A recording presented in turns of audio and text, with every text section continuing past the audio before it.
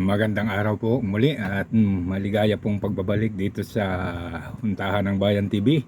At ituloy po natin itong pagsubaybay sa medyo nagiging masalimuot na investigasyon ng PDLX. At panoorin po natin itong si Jonathan Morales habang ina-assassinate ni Senator Jinggoy Estrada, at magbigay tayo po ng komento pagkatapos nito. Were present in that particular meeting?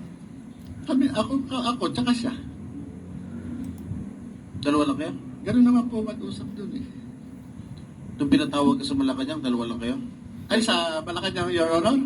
Sa Malacanang po, ako, at saka yung itong si Director Police Director Serapio, at saka yung meron pang doon eh.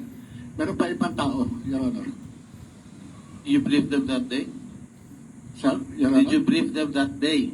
Yes, Your Honor. Ito po yung hindi ko na lang po kung 29 o 30 ako nagpunta, Your Honor. So after the so-called briefing, what happened? Ayun po, at after the briefing, yung nga po, binaliwala nila yung mga sinasabi ko. Sa kabila ng meron naman akong mga ipinakikita na pruweba patungkol ko sa mga tinatanong nila, pero sa kabila nun, wala na silang, sa akin, hindi sila interesado sa mga sinasabi ko, Your Honor. Okay, let me invite your attention, if I may, with the permission of Senator Bongo and Senator Robin Padilla, and of course the Chair. Let me invite you to who you are. Yes, Your Honor. You were admitted in the PNP when? 1993, Your Honor. Exact date?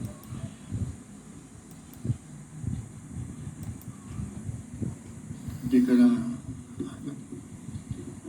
Di mo alam. 1993, Kailan ka natanggal? saan, Your Honor? Ha? Saan po, Your Honor? From the service? Sa PIDEA po? PNP. Sa PNP po, yung sinasabi po ni General Lasso. Just answer my question, kailan ka natanggal? When were you dropped from the rolls of the Philippine National Police? Matrap po ako, hindi ko na po matandaan, Your Honor. Wala po sa akin yung dokumento ngayon. Unless, Your Honor, Ilan taon ka nandito po nagservisyo yun. sa police? More or less 16 or 17, Your Honor. 17 years? According to the information that I have received, you were dropped from the PNP on April 25, 1994. Meron pang yan, Your Honor, na restored yan, Your Honor. You were admitted, you said you told us 1993. Correct? Admitted in the PNP. Yes, Your Honor. Yes, Your Honor. You were dropped from the PNP roll on 1994, same month. Na-restore. Hindi po ako, hindi po ako pamilyar doon sa date. Kung itatanungin niyo po sa akin yung exact date, wala po sa akin yung eksaktong dokumento. Hindi mo alam kung kailan ka natanggal sa serbisyo? Your Honor, yung ganyang, hindi kailangan ko sa dokumento. Your Honor. Alam ko kung kailan ako nakulong eh. Yun po, Your Honor, sa inyo. No? Hindi mo alam kung kailan ka na-drop sa PNP? Totoo po, kasi kung pagbabasihan po natin ang dokumento, Your Honor, Your Honor, ang pagsagot kahit saan mang pleading, Your Honor, bumabase ako doon sa dokumento, Your Honor. Hindi lahat ng pagkakataon, Your Honor, makakabisado ko yung mga dokumentong matagal nang nakalipas. Kung ano man yung pangyayari na matagal nang nakalipas, hindi lahat po yun makakabisado ko o maaalala ko. Depende po kung meron po akong reference na document, maaari ko po kayong masagot ng diretso, Your Honor. Alam mo, imposible. So yan po yung makikita natin kung paano ang ginagawa ni Jinggoy Estrada, Senator Jinggoy Estrada sa witness, na para bang ang direksyon niya is sirain yung pagkatao ng witness at palabasin na sinungaling. Ituloy po natin ito. Hindi mo alam kung... Alam mo nga kung kailan ka na-admit sa PNP, hindi mo alam kung kailan ka na-dismiss. Your Honor, Sandali lang. Alam mo na na-admit ka noong 1993, hindi mo alam kung kailan ka na-dismiss sa PNP. Your Honor, the following year na-dismiss ka na. Your Honor, yung sinasabi niyo drop, magkaiba po yung drop doon sa dismissal. Okay. You were dismissed. A few months after, 1994 then. Your Honor, Service. Your Honor, yan pong ano ng PNP na yan, na-restore po ako sa full duty status. Meron naman po yan dyan na kung i-recall ko, ako ay na-restore sa full duty status. May mga ano po yan, may mga dokumento na nandiyan, Your Okay. Honor. Tell me the reason why you were dismissed. Dismiss or drop, Your Honor. Graft. Drop, Graft? Your Honor. Hindi ko, Give me the reason why you were dismissed from the service. PNP. nagkasakit po ako doon, yan, Your Honor Yan yung naging basis ko noon. Your Honor, nagkaroon ng misappreciation of facts. Yan po yung naging ano ko doon sa PNP noon. Kaya nagkaroon ng restoration to full duty status. So, yung dismiss at dropping from roles ay ang kaso mo is awol. Kasi nagkasakit ka? Yes, Your Honor. Yan, na-restore po ako. Na-restore po ako nung panahon na yan. Kaya po ako nakabalik. Your Honor. Okay. You were reinstated 3 years after, December 30, 1997. Am I correct? Yes, Your Honor. Dahil nagkaroon ako ng mga ano nun, sa PNP rin, Your Honor, ang problema hindi po sa akin. Dahil ako, nagkaroon ako ng communication sa PNP doon dahil dyan sa ano na yan, doon sa ginawa nila sa akin. Kaya na-reconsider yung aking ano no, yung aking pleading sa kanila, kaya nagkaroon ng restoration sa full duty status ko, Your Honor. And after which, 10 years after, you were suspended from July 1, 2007 to September 2007. Why were you suspended? Yan po yung sa trabaho nun, Your Honor, nung ano, no, parang, kung di ako nagkakamali, Your Honor, yes, sa claim, kung di ako nagkakamali.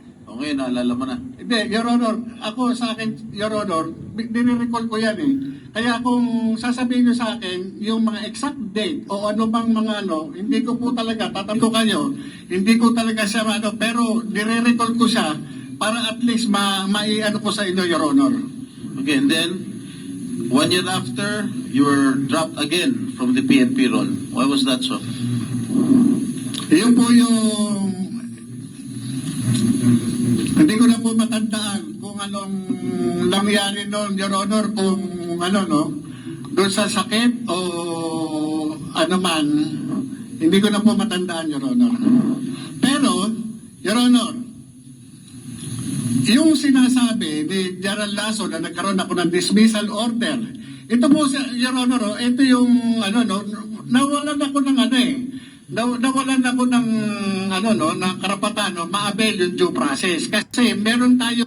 Ito po yan. Ito yung sinasabi ni Jonathan Morales na parang pinagdamutan siya ng pagkakataon at hindi pinagbigyan ng kanyang mga karapatan. Ito po ang panoodin uli natin. Twin requirements para sa due process. Ito yung notice and hearing. Wala po akong natanggap na kahit anong hearing o notices na ako ay na-pre-charge o meron summary dismissal proceedings. Wala po akong natanggap. Kaya nga, kung ako man, ang PNP, pakitaan ako ng anumang dokumento na nagpapatunay na ako ay nag-file ng anumang pleading para kontrahin yung anumang sinasabi sa akin doon sa pre-charge o anumang summary dismissal proceedings. Wala po Kasi hindi ko po na-avail yung due process na yan. Yung sinasabi ka dyan. Dahil nung panahon na yan, nag-re-entry na po ako sa PIDEA ng 2009. Wala po ako natanggap niya. Kaya yung ano na yan, sinasabing order ng PNP na dismissal order, hindi po, wala po akong ano dyan, walang due process na akong nabinigay sa akin. Noong hinire ka ng PIDEA, you misrepresented yourself that you misrepresented to PIDEA that you do not have any unbroken service in the PNP from 1993. Ito po yung isa pang nakakatuwa kay Senator Jinggoy Estrada. Na-lecture tuloy siya ni Jonathan Morales. To 2008.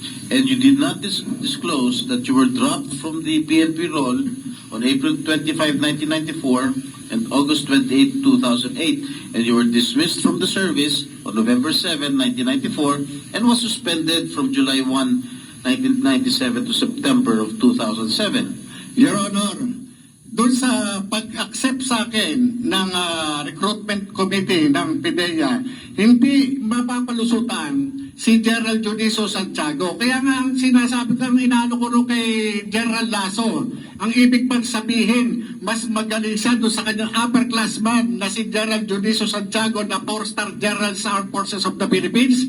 Kasi tinanggap po ako ni Gerald Santiago at yung mga hinihingi po sa akin, nag-comply po ako. Paano po yun? Service record kasama po yun. Hindi po pwede na hindi ako magde-declare na kahit ano pa man dahil magre-reflect yan sa service record. Pangalawa, yung mga clearances. Kasama po yan doon sa recruitment process. Hindi po ako i-appoint ng Philippine Drug Enforcement Agency kung ang aking mga dokumento ay kamas-kamas. Alam naman po natin na si Gerald Santiago hindi po basta-basta mapapalusutan yan. Sandali lang. Kaya nga hindi mo nga sinabi yung katotohanan. Sinabi po, Your Honor. Na-dismiss ka sa Opo, PNP. dahil nga po, meron ako kaya tinawag po nila ako, nag-comply po ako. Siguro may backer ka. No, Your Honor, hindi po sa backer, wala po akong Tingnan nyo po. Ako muna sukol siya dun sa paliwanag ni Jonathan Morales tungkol dun sa proseso ng makatamang dokumento at requirements, yung completion ng pangangailangan. Ang pinapalusot ngayon ni Jinggoy Estrada, ni Senator Jinggoy, ay may backer. Pagka ganito po ang nag-iimbestiga, alam na kung ano ang direksyon nito. Hindi, ang interest niya ay hindi patunayan yung dokumento na inilabas ng witness na kung totoo ba o hindi. Ang intention niya ngayon, labas doon sa dapat sanang pinagtutuunan ng pansin na imbestigahan na yung pagkaka-involved ni Mr. Marcos doon sa droga. Ang direction ngayon ni Jinggoy Estrada is sirain yung witness at palabasing sinungaling. O maliwanag po yan sa ating nakikita. Ituloy po natin. backer. Nag-comply po ako kung ano man yung requirements, Your Honor. Dahil kung ako ang PIDEA at alam kong meron kang mga kaso sa Philippine National Police, na-drop ka, na-dismiss ka, na-suspindi ka, finailan ka ng kaso, hindi kita kukunin. I'm sure meron kang malakas na backer para papasok dyan sa PIDEA. No, Your Honor. At dumaan ako doon sa talagang sa recruitment you process. never Your Honor. disclosed your record sa PIDEA. Hindi mo disclose yan eh. Your Honor, imposible po yun. Dumaan po ako doon sa proseso ng recruitment nila, kaya nga po ako in-appoint eh. Dahil kung hindi ako nag-comply, hindi po nila ako tatanggapin. Requirements po yun, batas po yun. Hindi po pwede na yung recruitment committee, ibabiolate nila yung procedure. Hindi po pwede. Ito po, natatawa na lang si Jonathan Morales sa ginagawa ni Jinggoy Estrada. Pinapalabas niya na nakalusot lang kasi may backer. So parang ang nakasanayan ni Jinggoy, basta nakapunta sa pwesto, kailangan may backer. Parang ganun ang dating. Sa kanya, hindi niya paniwalaan yung sinasabi ng witness kasi hindi yun ang interest niyang paniwalaan. Ang interest niya talaga ay masira yung witness. Ituloy po natin. At saka, Senator Jinggoy, karamihan ng mga initial na mga personnel ng PIDEA were coming from the PNP. Kaya imposible makapagtago ito ng kanyang identity doon sa mga pulis na nandun sa PIDEA kung ito yung mga kaso niya, hindi niya dinidisclose. Your Honor, tama po yun. Kasi nung panahon na yun, kung di po ako nagkakamali, ang hepe o acting director ng Human Resource Management o yung admin ng PIDEA ay police. Police Commission Officer, Your Honor. Imposible ho na magkano ako ng mga anumang itatago ko dyan, hindi po pwede. At yung IIS, Your Honor, na nagkakandak ng background investigation, panay police. Hindi po pwede lulusot po ako. At sigurado ako, kung iskalawag ka na pulis, lalong-lalo na PDEA papasukin mo, mukhang malabo siguro, mukhang siraulo ang PDEA kung tatanggapin ka kung iskalawag ka na pulis. Yung Your Honor, ang sinasabi ko doon kay General Lasso, ibig sabihin, mas magaling ka pa kay General Juniso Santiago sa military parlance, Your Honor, at saka sa police parlance. Ang tawag doon, magano, kupal. Your Honor, si General Santiago, patawarin niyo po ako doon sa words ko. Pero yung po yung military parlance at saka police parlance. Pagka ang isang opisyal, hindi magan ng tawag dyan. Your Honor, napaka-tinong opisyal ni General Santiago. Ano tawag? Magan, Your Honor. Magang? Magan. Magan or kupal, Your Honor. Totoo ba yan, Mr. Chair? Yes, magan, stricto. Ibig sabihin ng magan, stricto. Kupal, yung wala. Kurap na opisyal. Yan yun. Your Honor. Yes. Your Honor. After nung 30 April, Your Honor, may nagpunta sa akin sa bahay.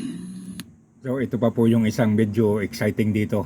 May lumabas na naman pong bagong revelasyon si Jonathan Morales. Ito po ay inaayos ako.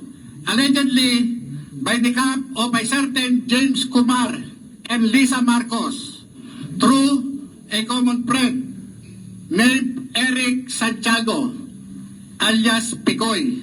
Ang pagkakaalam ko po dito, taga-Napolcom po ito. At ang kapatid po nito, isang PIDEA Drug Enforcement Officer. Nakuha po sa bahay ng CCTV yung kanyang kasi naka-video call po eh. At ako, ayon, di umano, ito si James Kumar, interesado sa akin at naging subject ng kanilang three-way conversation na ako wag nang magsalita. Ngayon nagkaroon pa ng mga series of communication. Kahit ano ang hilingin ko, wag na akong tumuloy dito sa hearing na ito ngayong May 7. Kung hindi ka tumuloy, papahuli rin kita. Yes, Your Honor, alam ko naman po. Kita. Kung hindi ka Nagpiro pa nga ako, Your Honor. Ang gusto ko, loto. Walang problema. Yan ang inaantay. Yan ang inaantay ni Lam. Your Honor, kuha po yan. Yung conversation na yan. Sandali, bagong revelation yan. Yes, Your Honor. Nung atreta na after ng hearing natin dito sa Senado, May 1, may nagpunta po sa akin.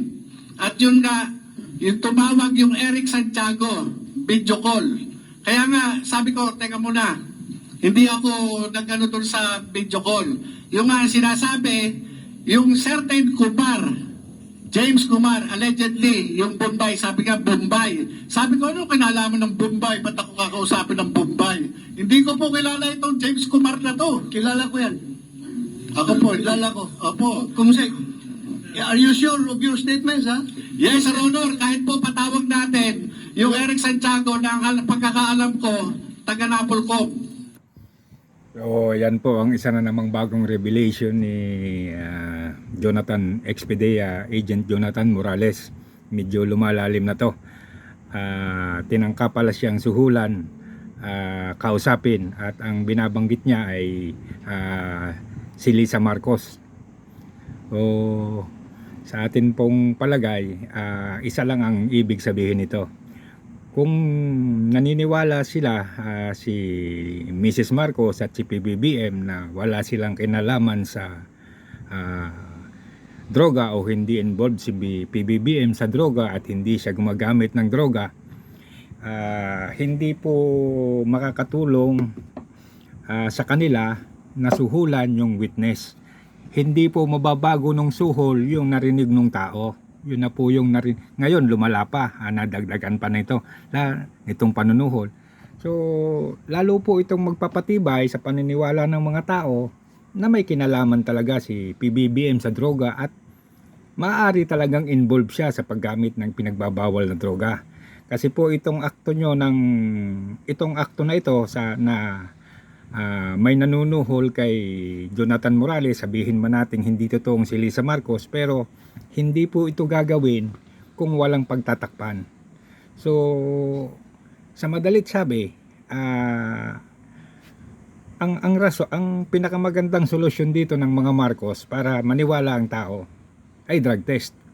Ngayon, sana naman doon sa mga nag-iimbestiga kamukha ni Jinggoy Estrada, ako, ang feeling ko talaga, parang wala sa interest niya na patunayan yung PDEA leaks na dokumento o patunayang nagsisingon na hindi totoo yung pagkaka-involved ni Ferdinand Marcos sa droga.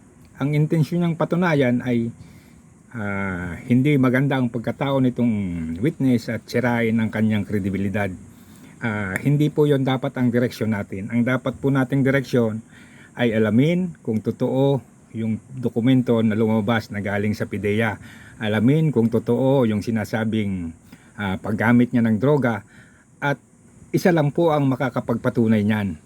Magpa-drug test po. Yun lang po ang makakapagpatunay niyan. Hindi po natin pwedeng patunayan yan sa pamamagitan ng pagsira dun sa pagkatao ng nagsasabi. So, yun lang po at magandang araw pong muli. Paki-like and subscribe na lang po at paki-comment na rin.